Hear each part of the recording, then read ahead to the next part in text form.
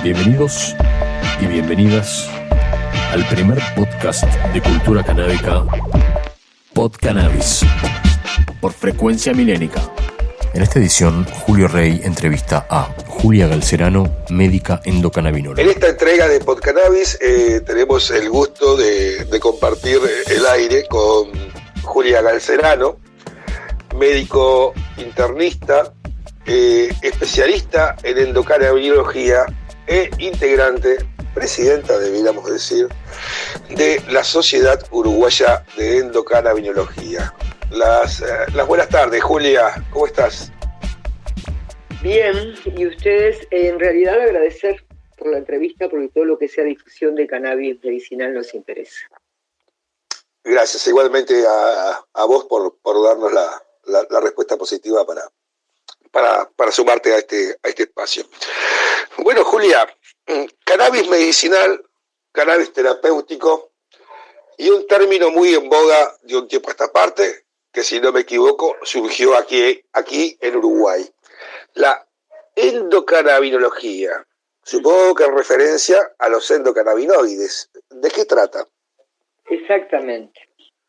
La endocannabinología, sí, el término en primera instancia surgió aquí en Uruguay y después se generalizó, tiene que ver con todo lo respecto a los cannabinoides, pero en realidad tiene que ver con todos los otros componentes del cannabis que también inciden en la actividad terapéutica.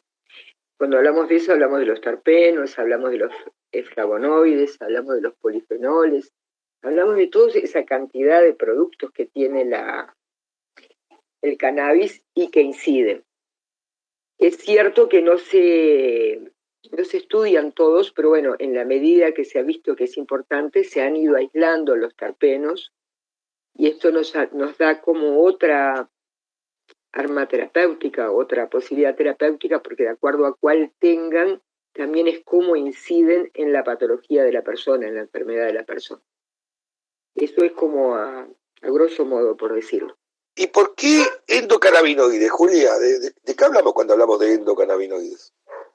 Cuando hablamos de endocannabinoides, hablamos del sistema endocannabinoide. Lo interesante es que nosotros, los humanos, los animales también, y las plantas incluso tienen un sistema endocannabinoide, que en realidad se conoce para lo que es medicina hace muy poco tiempo, ¿no? Hace como menos de 25 años. Ustedes piensen que el THC, el tetrahidrocannabinol, se descubrió en 1964 recién, que parece mucho tiempo, pero no lo es para medicina, y el sistema endocannabinoide se descubrió, como yo les decía, hace poco menos de 25 años.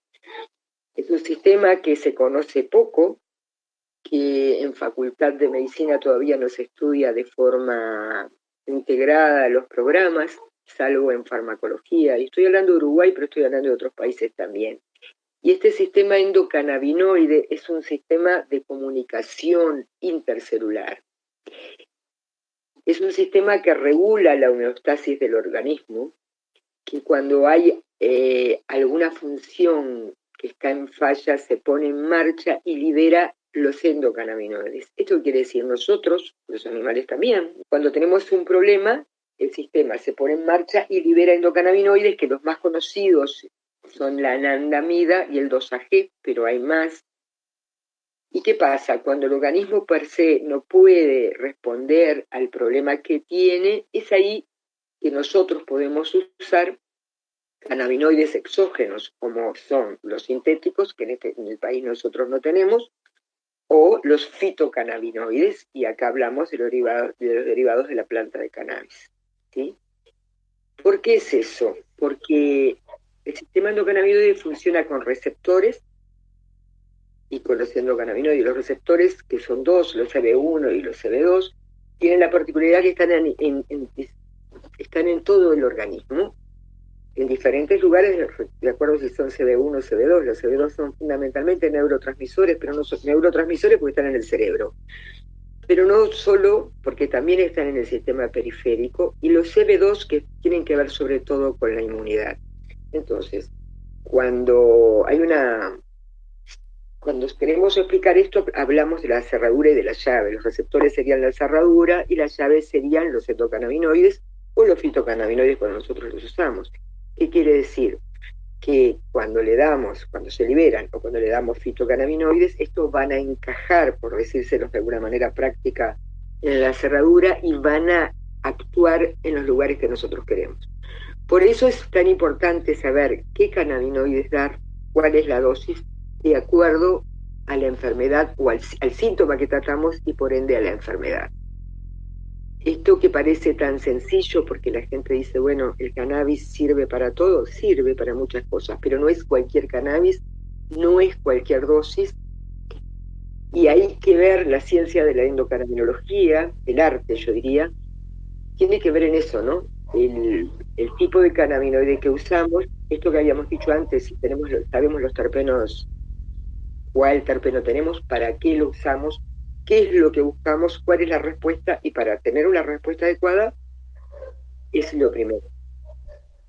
Es como un tema muy práctico que te transmito, Julio, pero bueno, es como la base, ¿no? Está perfecto, de eso se trata lo que tratamos de comunicar en PodCannabis, ¿no? Ir de menos a más en el sentido de verter conceptos y nociones básicas para después ir desarrollando junto con nuestra audiencia una profundización del tema cannabis en todas sus áreas, ¿verdad? Vos decías que la gente cree que sirve para todo y sirve para mucho. Una breve listado de las principales patologías en las que se puede utilizar cannabis, por favor. En realidad nosotros lo que tenemos que pensar, digamos, es que actúa en los síntomas, no en la génesis de la enfermedad. Todavía no tenemos a ver, faltan estudios, porque esto es la gran discusión que tenemos con los médicos, ¿no? ¿Faltan estudios o no? Sí, claro que faltan estudios. Sí, claro que peleamos por la investigación. ¿Cuáles son? Yo diría más que nada las propiedades de los cannabinoides más importantes. Pensemos que acá los que nosotros más conocemos y los que tenemos son el CBD, que es el cannabidiol, y el THC, que es el tetrahidrocannabinol. Hay más de 130 cannabinoides, así que si nos faltará para aprender.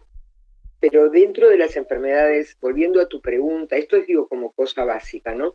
Dentro de las enfermedades potencialmente tratables, ¿por qué decimos potencialmente tratables? Porque tratamos los síntomas como muchas cosas en medicina. Entonces tenemos, en la parte neurológica tenemos la esclerosis múltiple, la epilepsia refractaria al tratamiento. También está el deterioro, pero que ahí se ha visto todo lo que tiene que ver con el aparato locomotor, el deterioro cognitivo, lo que es el Parkinson, que ahí lo que nosotros explicamos es que tratamos más los síntomas acompañantes. ¿Por qué digo esto? Porque hay, en esto que les había dicho antes, hay como unas ganas de que sirva para todo, y a veces cuando la gente usa cannabis y no funciona, eso desacredita cannabis. Vuelvo a lo mismo, en general ayuda en otros síntomas, que no es poca cosa. Sin duda que mejora la calidad de vida en cualquier enfermedad. Pero volviendo a eso, también está lo que tiene que ver con el área digestiva, las enfermedades gastrointestinales inflamatorias, del acompañamiento en la quimio de los pacientes oncológicos, en la quimioterapia, la radioterapia, mejorar la calidad de vida, y hay toda un área que se abre en la cuestión oncológica, que es la apoptosis, que es la propiedad del cannabis de atacar las células tumorales, respetando las sanas, que es re importante y que ayuda en los tratamientos. No es que solo con cannabis podamos tratar un cáncer, no, pero sí ayuda, y hay estudios, sobre todo en los cánceres del cerebro, en glioblastoma, que demuestra que con cannabis y el antineoplásico va a marchar mejor que solo con cannabis y que solo con el antineoplásico. ¿Sí? Increíble la sabiduría de la naturaleza en ese detalle que me acabas de decir, de la cuestión selectiva de combatir las células tumorales respetando las células sanas. Sí, eso es diferente a los antitumorales. Esto, sin duda, sí, Julio, como decía, falta muchísimo estudio, pero bueno, hay estudios, no tantos como quisiéramos los médicos. Hay estudios en cáncer de mama, hay estudios en cáncer prostático, hay estudios, pero bueno, el N es el número que la ciencia exacta necesitamos como para decir que es todavía no alcanza, pero bueno, estamos pensando en eso. Una cosa que me dice del sistema nervioso desarrollo, la enfermedad del sistema nervioso está en lo que es autismo, lo que es todo el trastorno global del desarrollo que ayuda porque el cannabis es neuroprotector y muchas veces lo que hace es la comunicación, también disminuye la fobia social, entonces la comunicación con el otro, que es lo que le falta al autismo, el cannabis ayuda. Lo que es el del dolor crónico, porque el dolor crónico tiene hemos visto dos utilidades. Ayuda porque el CBD es analgésico y antiinflamatorio, el THC es analgésico, pero además hace que disminuyamos la cantidad de medicamentos, que no es poca cosa, porque en general los medicamentos para el dolor tienen efectos secundarios complejos sobre la parte digestiva, sobre el riñón, la función del riñón, sobre lo que es la parte cognitiva, todo lo que son opioides y derivados, que son los analgésicos más potentes, lo que hace es que como actúan en el mismo lugar que los opioides, se puede disminuir el uso de opioides. Y además disminuimos los riesgos. Porque una cosa interesante es que ¿por qué tiene tantas acciones el cannabis? Es porque los receptores están en todo el organismo, pero no están en el tallo cerebral, entonces esto hace que no tenga riesgos de muerte, a diferencia de los opioides, que es el gran problema que tenemos. Si la gente usa demasiado, le da depresión respiratoria, y esa depresión respiratoria puede ocasionar la muerte. Con el cannabis no tenemos ese problema, ¿sí? Después también lo usamos para lo que es la adicción a drogas complejas, y esto es interesante, estamos recién investigando y realmente está funcionando muy bien. Se está también investigando con el CBD, con el cannabidiol, en lo que es esquizofrenia y enfermedades mentales, ¿no? Sobre todo volviendo a lo primero, a lo que dije recién de hace que disminuyamos los antipsicóticos que tienen efectos más complejos. Cuando yo digo que tienen efectos más complejos, no quiere decir que el cannabis no tenga efectos adversos, pero son menores y son más manejables. Podcannabis, por Frecuencia Milénica desde Uruguay. Andariega Gem, sembrando diseño en cáñamo desde Uruguay. Tricoma Sur, asesoramiento en cultivos, genética y propagación, instalación y extracciones. Tricoma Sur. No te pierdas su línea de productos orgánicos. Tricoma Sur. Tricoma Sur.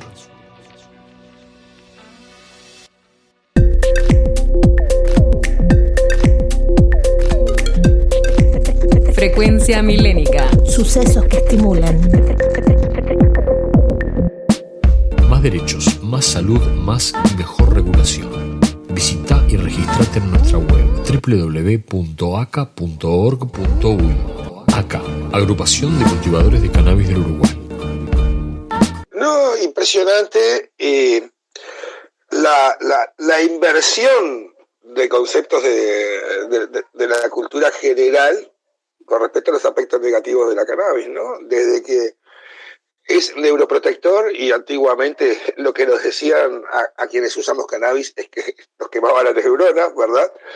El tema de la esquizofrenia, que siempre se busca, hay dos bibliotecas al respecto, y principalmente prima la noción de que hay un vínculo directo con la activación de los episodios psicóticos, por ejemplo. Y si bien vos decís que hay poco estudio, que hay poca evidencia, simplemente a la hora de desafiar como investigadores esta etapa de prohibición que ha tenido la humanidad, que esperemos se revierta, según vemos las señales en el día de hoy, descubrimos que se han vertido en la cultura popular un montón de conocimientos erróneos, quizás en pro de fundamentar esa prohibición que se dio desde principios del siglo pasado y que hoy se está discutiendo, ¿verdad? Estaba pensando en eso. Y estaba pensando también en que bueno, hay médicos formados, tengo entendido que vos misma dirigiste un curso de formación, quizás el primer curso de formación en Uruguay con respecto a endocannabinología para médicos. No sé si habrá muchos, vos me lo dirás. Estaba pensando también en la condición que generó cierta ausencia del Estado en cuanto a autorizar por lo menos durante 4 o 5 años un medicamento legal y eso permitió que prosperaran los llamados aceites artesanales. Yo prefiero usar el término no regulados, y pensar también en la ley 19.847 que se votó en diciembre de 2019 y que tenía un periodo para su implementación que ya venció y que más o menos sigue en el status quo en el que venía toda esa condición de la cannabis, principalmente en sus derivados terapéuticos, en sus derivados no regulados. A tu entender, la falta de implementación de la ley es evidente, pero ¿cuáles serían las condiciones que deberían darse para que se prosperara en ese sentido de los derivados full spectrum, ¿verdad? De los derivados artesanales o cannabinoides aislados, cualquiera de los dos, para un correcto uso y principalmente para dar solución a todas esas condiciones humanas, ¿verdad? Las distintas patologías, la sintomatología que vos decías. ¿Qué condiciones deberían darse para que eso prosperara y se usara correctamente y se lograra la verdadera accesibilidad por parte de esos usuarios terapéuticos? Varias preguntas me hiciste, Julio, y quiero... Sí, perdoname el tiroteo. Pero vamos por parte. Lo que quiero aclarar con esto de la esquizofrenia y con esto de los trastornos psicóticos, que hay que tener cuidado y hay que hacerlo por eso gente que maneja, porque estamos hablando de CBD, no de THC. Entonces, ¿cuál es la diferencia? Que va a depender también de la concentración. Entonces, lo que sí vemos, porque también, por eso te digo, este es un chat de información y me parece importante que la gente lo sepa, que el THC en concentraciones de más de 10%, y en este momento en Uruguay hay gente que usa, consume, porque esto no es medicinal, en lo recreativo, con concentraciones mucho. En esto de la esquizofrenia, los problemas psicóticos que puede traer el cannabis, como este es un chat de información, la gente tiene que saber que el THC con concentraciones mayores de 10%, en personas que tengan un terreno predisponente, puede darles episodios psicóticos. Y en este momento, en Uruguay, hay en lo recreativo THC con concentraciones más altas. Entonces, y acá también en la gente que tiene problemas psicóticos y que quiere tratarse con cannabis, ahí le explicamos que tiene que ser un cannabis regulado y que sí tenemos que saber que tiene que tener solo CBD, por esta historia, porque si no se les complica. Y además esto sí lo vemos, yo trabajo con adicciones también, y vemos en gente que viene con fenómenos psicóticos porque consumió cannabis, cannabis que no saben cuál es, no estamos hablando del cannabis de la farmacia. Entonces, la gente tiene que conocer estas cosas y sin duda los médicos. Esto es una primera acotación a lo primero que me dijiste, ¿sí? En cuanto a los cursos, sin duda, en el año 2016 hicimos el primer curso con otras organizaciones de formación para médicos. ¿Por qué? Porque veíamos que teníamos la ley, teníamos el decreto, pero los médicos no conocíamos de cannabis medicinal y quisimos decir, bueno, desde el Ejecutivo del Sindicato, formemos a la gente que esté interesada. A partir de ahí se formó la SUEN, la Sociedad Uruguaya de Endocannabinología, desde donde tratamos todos los años de hacer cursos, y el 19 hicimos un curso de prescripción racional de cannabinoides. ¿Por qué? Para realmente que la gente supiera, esto que habíamos dicho al inicio, para qué enfermedades está indicada, cuáles son las dosis, cuáles son las interacciones, qué es lo que tenemos que esperar. El otro punto, porque te decía que me habías hecho muchas preguntas, lo de la ley y lo del acceso, que se votó en diciembre del 2019, en realidad es importantísimo para todos los que trabajamos en cannabis, y es un derecho de la gente porque está votado además. ¿Por qué? Porque hay un acceso, el problema de acceso tiene varias patas. El problema que nos corresponde a nosotros que estamos tratándolo es el problema que cuando vayan al médico, el médico sepa, el acceso a la información veraz, que sepa de lo que hablan, que les pueda indicar que, yo siempre digo que no es que quiero que todos los médicos indiquen cannabis, quiero que todos los médicos sepan del cannabis y que sepan cuándo lo van a usar o no. O que al menos, si no tienen la formación, digan, bueno, no tenemos la formación, se lo derivamos a otro médico. Porque eso, si la gente siente que el médico lo juzga o lo dice que no, va a usar cualquier producto. Después está el acceso económico, que si esto porque esto es otro de los problemas, ¿no?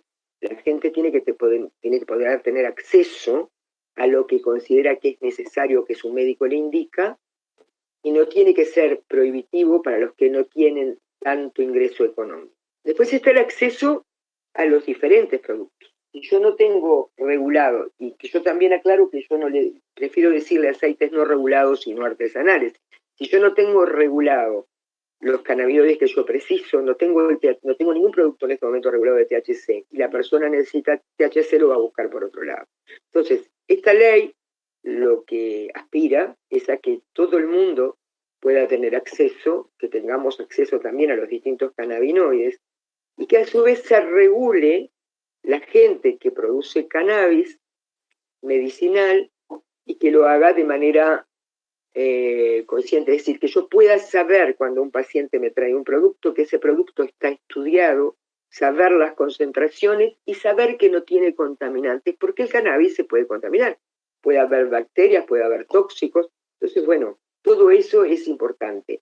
Esta ley quiso dar forma a eso y sí estamos esperando todavía ver qué pasa.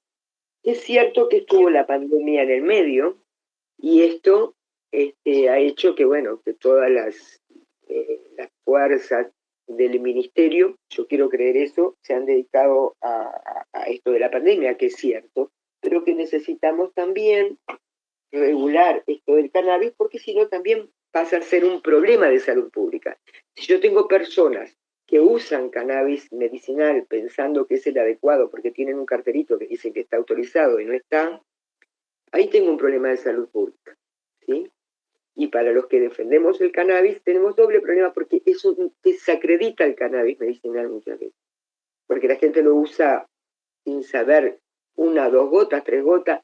El que a donde lo compran no es un médico y en realidad no sabe que la persona usa otros medicamentos, tiene interacciones, le puede dar efectos adversos. Entonces, todo esto cambiaría si tuviéramos productos todos regulados. Clarísima la respuesta, Julia. Una pregunta corta nomás. ¿Se diferencia entre cannabis medicinal y recreativo? Para hablar pronto y claro, porque se prefieren otros términos técnicamente, pero bueno, vamos a lo que la gente entiende. Entre cannabis recreativo y cannabis medicinal, se diferencia principalmente la capacidad psicoactiva del derivado o de la flor que se esté usando. Sin embargo, la psicoactividad tiene valor terapéutico, Julia. En algunos casos sí. A ver, pero el problema es otro. En realidad, ustedes tienen que pensar que el cannabis recreativo fundamentalmente tiene THC.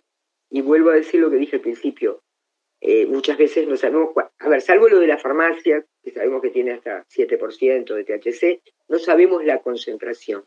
Entonces, hay mucha gente mayor, yo te diría, estuvimos mirando ahora, estuvimos haciendo una casuística de dolor, y en dolor crónico, el promedio de gente es de más de 80 años. ¿Por qué? Porque el dolor y esta gente va, y hay muchos efectos del THC que le complican. Entonces, sí se diferencia. Lo psicoactivo tiene alguna utilidad terapéutica, sí, claro, pero en realidad preferimos usarlo con CBD porque contrarresta los efectos psicoactivos cuando no queremos los efectos psicoactivos. Por esto es interesante también. El CBD contrarresta los efectos psicoactivos, mantiene las propiedades del THC. ¿Cuándo pensamos que podemos usarlo? En un Tourette, el THC, en el trastorno de estrés postraumático, porque hace olvidar. Ese mismo efecto que es complejo para otras cosas, cuando yo tengo un efecto traumático complejo, ahí el THC me ayuda. Por eso, ahí hay que saber cuándo. No es que cualquiera y con el efecto psicoactivo voy a ayudarme. Está bien, tengo insomnio, el cannabis, el que usa recreativo, que tiene THC, le va a ayudar porque el THC es hipnótico. Pero si ese mismo está deprimido, el THC lo va a deprimir más. Por eso digo que es complejo. No podemos pensar que se usa recreativo como medicinal, aunque tenga efectos medicinales. No sé si se entiende la paradoja. Y si se hace, se tiene que hacer supervisado.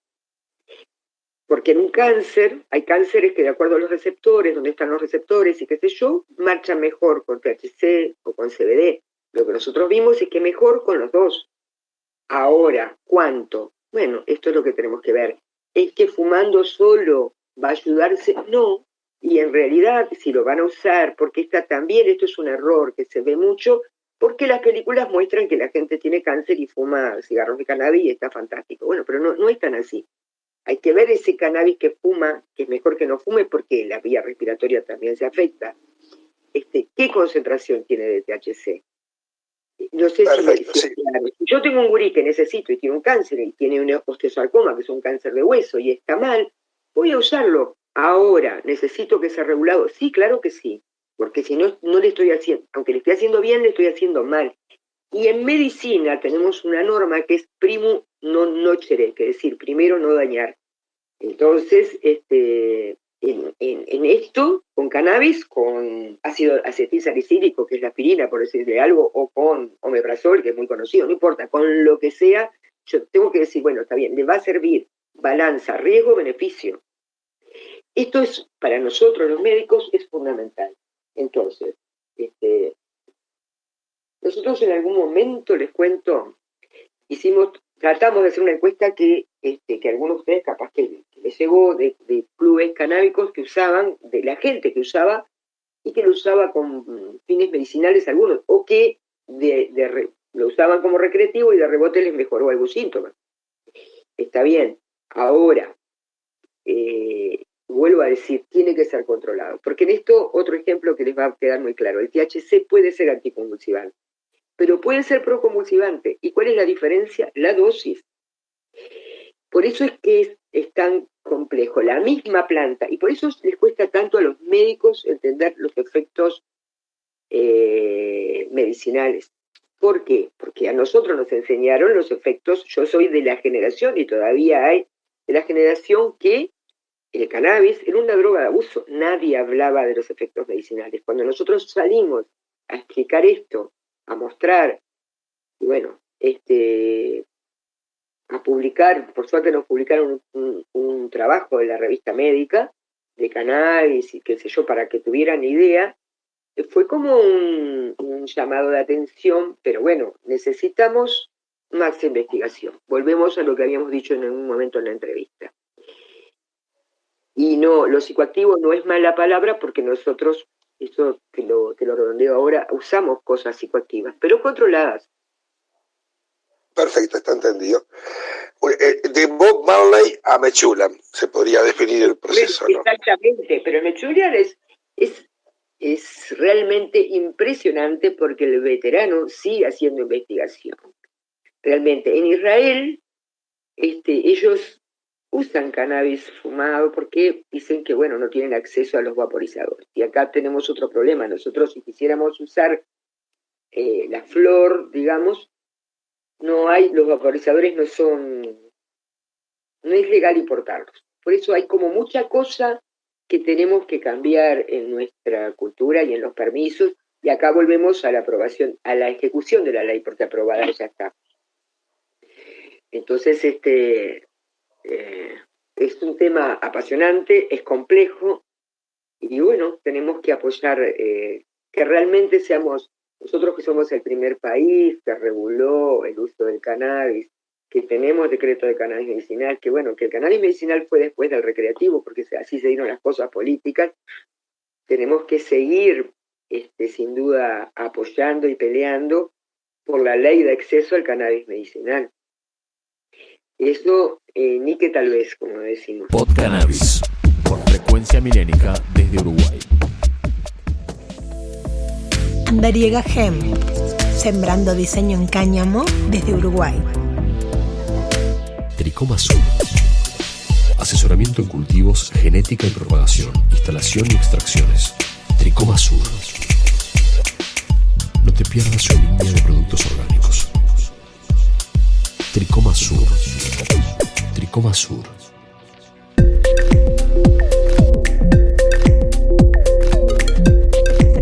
Frecuencia Milénica. Sucesos que estimulan.